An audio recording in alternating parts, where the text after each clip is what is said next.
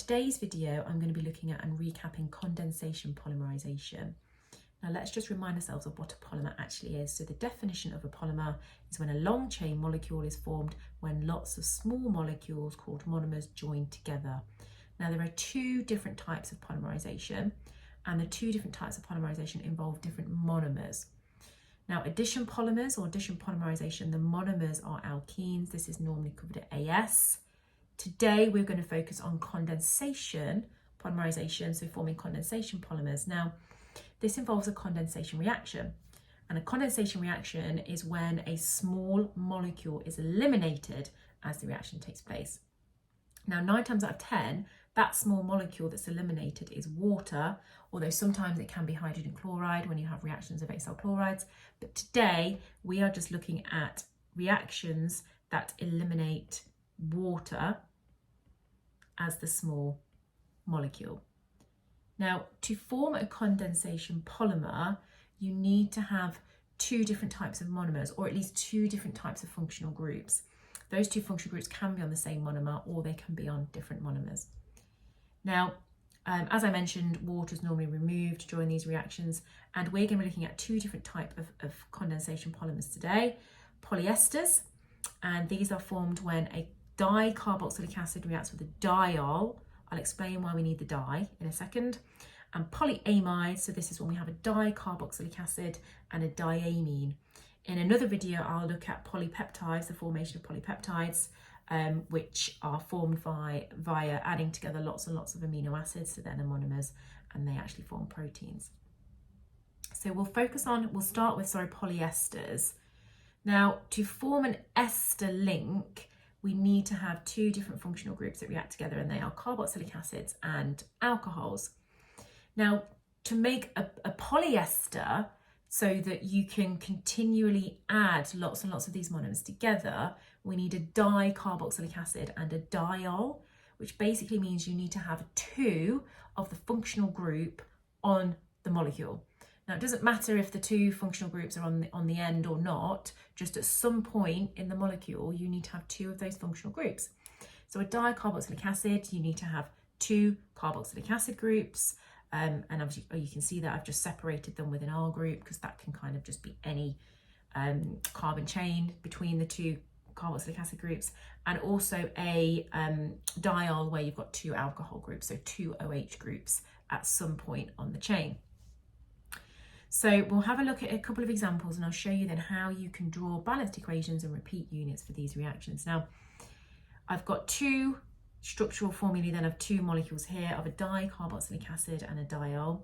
So I always find drawing displayed formula, or at least the displayed formula of the functional groups, much easier when then trying to figure out what the structure of the polymer will be. So I always recommend that you draw out the displayed formula of the functional group. So I'm going to do that first. So I'm going to draw out the displayed formula of the dicarboxylic acid. Okay, so there's the dicarboxylic acid, and then I'll draw out the displayed formula of the diol. Now, when an alcohol reacts with a carboxylic acid, this is a condensation reaction, it removes water. And if you can remember where the water is removed from, in terms of which atoms are removed to make the water, it's going to make your life so much easier when you're trying to figure out what the structure of the ester or the polyester is. So try and remember then that the water is removed from the OH on the carboxylic acid and a H on the alcohol group. So when those atoms are removed, it's going to make H2O. Once those atoms are removed and make water, that then means that the carbon from the acid can then form a bond and join with the oxygen on the alcohol. So that's what's going to happen. Now at the moment, what I've done there, that's only just going to join the two molecules together where I've removed that one water molecule from, but I want to make a polymer, I want to make a polyester. So to do that, you actually have to remove water from both ends of the molecule. So you also have to remove the OH group on the dicarboxylic acid on the other end, and the hydrogen of the diol as well on the other end of the diol. So that's also going to remove water. Now polymers, remember, are very, very long chains, and you're not expected to draw like a huge structure of that. You're probably just going to be expected to draw 1 or 2 repeat units. Now, 1 repeat unit is what I'm going to draw. So I'm going to draw 1 repeat unit of when these 2 molecules react together to form the polymer. So I'm going to start from left to right, and I'm going to draw it without the waters that I've removed, and then join the molecules together where I've said I'm going to join them together. So if we start at this end, so I've removed the OH group. Now, to show that it's a polymer, so it's a very long chain, you have to draw an open-ended bond, because that's going to suggest that this continues, okay, to make a long chain. So if we keep going, that's then connected to a CH2. We've then got the other carbon double bond oxygen. Now at this point then, this carbon can now bond with the oxygen from the alcohol, because again, we've removed water. So that bonds with the oxygen from the alcohol. We then have a CH2, CH2, and again, I'm going to leave the bond open, so it's not attached to anything at the other end, to suggest that this just continues. Now, what I've drawn there then is the repeat unit of the polymer formed when these 2 monomers, or when you join lots of these 2 monomers together. Now, they could ask you to write a balanced equation. To do that, we use the letter N, lowercase n, to balance everything, because obviously polymers are going to have lots and lots of monomers. Okay, we don't know how many, hundreds, thousands, whatever. So we use the letter N to balance this equation. So I'm going to put an N in front of the monomers. So an N in front of the dicarboxylic acid, N in front of the diol. So that N could be 100, could be 200, okay? And we don't know. Now, to balance the equation then, you have to put the repeat unit in brackets. Now, some textbooks will see, you'll see circular brackets, some will use square brackets. It doesn't matter what type of brackets you use. Now, as I mentioned earlier, this is obviously a condensation reaction, so it removes water. Now, we've actually removed 2 molecules of water here, because we remove the molecule of water in the middle, so that then the 2 monomers can join together. But then if we then want to continue adding these monomers together, we've then also removed water from the other end. Now, this gets a little bit complicated when you're trying to balance this, because, well, I'm using the letter N to balance the monomers. So if I've got N number of dicarboxylic acids, N number of diols, I'm also going to produce N number of repeat units. So if I've got 10 acids, 10 diols, we're going to produce 10 repeat units within that polymer. Now, to balance the water is a little bit complicated, because, as I said, when you join 2 of them together, you're actually removing 2 moles of water. Problem is, though, obviously the polymer eventually is going to end. So the polymer will have end points, okay, either end. And that means that the 2 end molecules of this long chain, you're not going to remove water from those 2 end molecules. So to balance this in terms of water, it would be 2N, because for every monomer, when every 2 monomers join together, you're removing two waters. But then it should actually be -1 H2O, to take into account the 2 molecules at either end that obviously you haven't removed water from. So just try and remember in condensation reactions then, when you're balancing them, it's 2N -1 waters that are removed. And then obviously this is a polyester, so this has formed a polyester. So we can see the ester link here in the repeat unit. So there's our ester link, hence why this is called a polyester. And then obviously that ester link will just repeat itself throughout the polymer. Let's have a look at another example. So we're gonna have a look at one that involves benzene, because 9 times out of 10, a lot of the exams have questions involving benzene to try and confuse people, but it shouldn't. So I've got ethane 1,2-diol. So that means I've got 2 carbons, diol on 1 and 2. So an alcohol group on carbons 1 and 2. And we're going to react it with benzene 1,4-dicarboxylic acid, which means we have a carboxylic acid group on carbon number 1 and a carboxylic acid group on carbon number 2. Now, same as before, we're going to remove water. OH from the carboxylic acid, remember, is removed. H from the alcohol. I can now join the carbon from the acid to the oxygen on the alcohol to join those 2 monomers together. But then to make a polymer, remember, the other ends have to be removed as well. So we're going to remove the OH on the other end of the dicarboxylic acid and the H from the diol. And This time I'm just going to draw the repeat unit. Actually, no, I'll draw the balanced equation. So to balance it, I need n number of those, n number of those. Now let's draw the repeat unit. So starting from left to right. So I've removed that hydrogen on the left end from the alcohol. The oxygen from the alcohol is now going to bond with the carbon from the acid. And obviously that is attached to a benzene ring.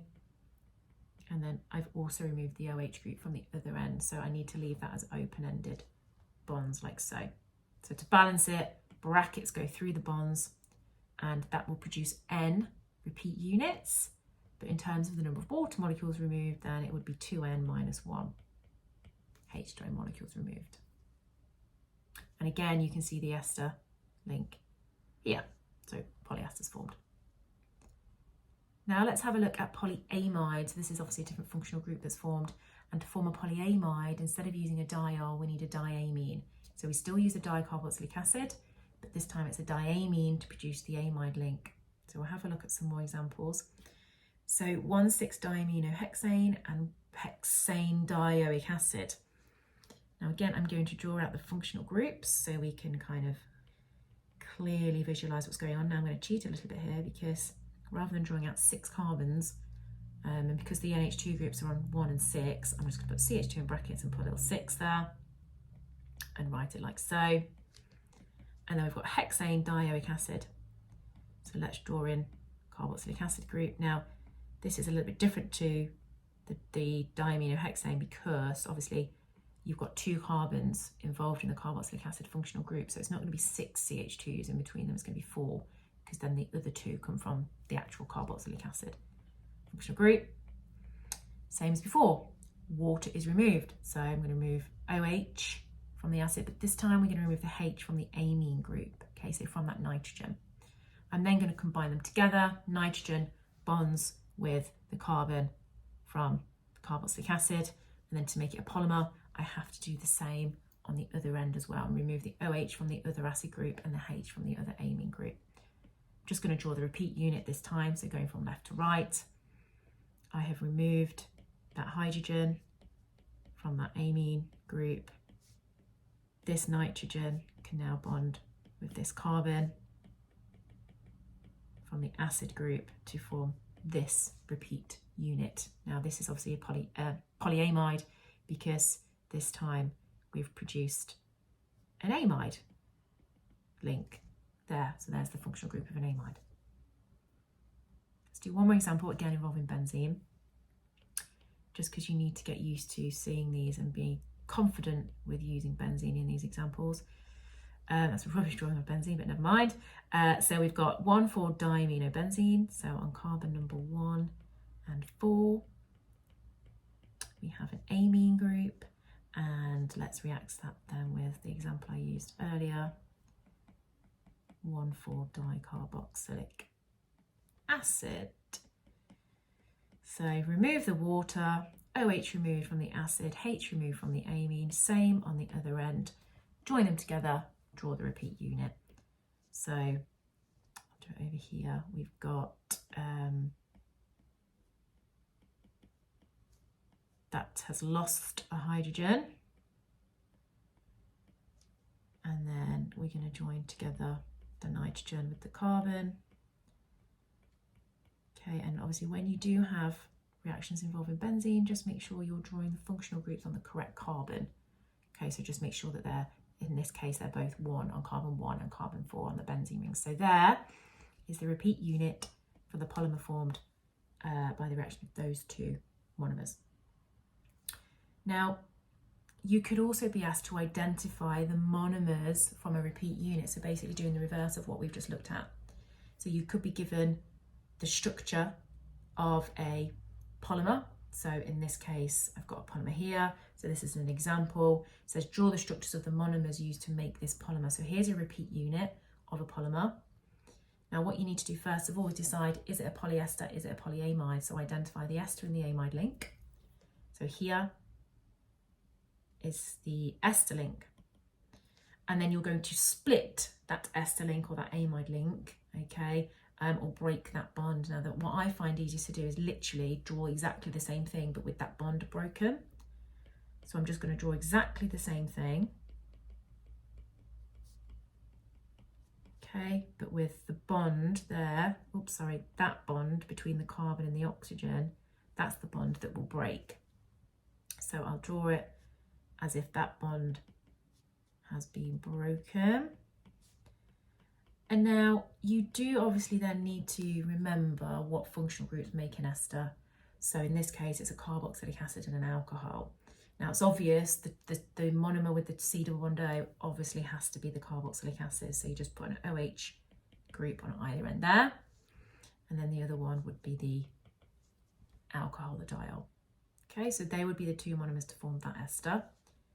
Let's have a look at a polyamide. So this time we have an amide link in this repeat unit. So again, we're going to split or break apart the repeat unit between the carbon and the nitrogen, so between the amide link. And again, I just draw them out. After that bond has been broken. C double bond O, benzene. Like so, and again, it's obvious which one's going to be the carboxylic acid. It's obviously the one, the C double bond O, so that's going to have an OH group on it. And then the other one, because this is an amide, that's obviously going to be an amine, okay, that made that polymer. So that's how we then identify monomers from a repeat unit by splitting the amide or the ester link.